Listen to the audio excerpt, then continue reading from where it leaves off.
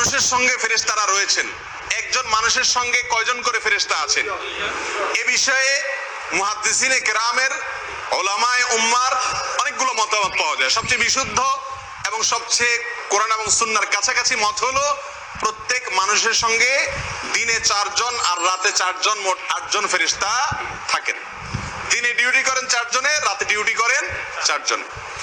2 জন ফেরেশতার দায়িত্ব থাকে সামনে পিছে থেকে বান্দাকে তার ছোটখাটো বিপদ আপদ বা আসন্ন বিপদ আপদ যেগুলো তার তাকদিরে লেখা নাই সেগুলো থেকে তাকে হেফাজত করেন।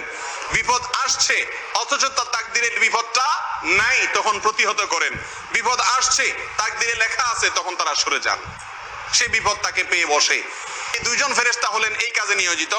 আর এর বিপরীতে 2 জন ফেরেশতা আছেন যারা বান্দার আমলনামা লেখেন, একজন নেকামল লেখেন আর একজন বদামল লেখেন। তাহলে 2 2 কত হলো? 4। এই 4 জন ফেরেশতা বান্দার সঙ্গে প্রতিদিন থাকেন। দিনের বেলা 4 জন, আবার রাতের বেলা পরিবর্তন হয়ে 4 জন।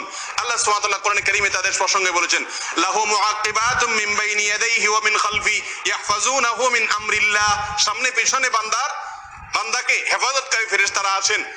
আল্লাহ আরো বলেছেন, কাল্লা বাল তুকাযিবুনা বিদ্দিন ওয়া ইন্না আলাইকুম লাহাফিজিন কিরামান কাতিবিন। সম্মানিত লেখকবৃন্দ ফেরেশতাগণ তোমাদের সঙ্গে আছেন। ইয়ালামুনা মা তাফআলুন, তোমরা যাই করো না কেন তারা জানেন।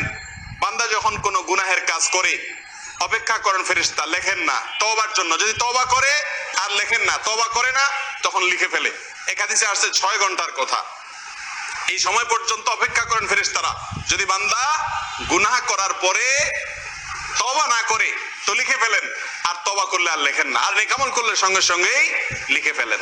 তাহলে নেকামল বদামল লেখার জন্য 2 জন, আর সামনে পিছনে রক্ষা করার জন্য 2 জন, 4 জন ফেরেশতা আছে।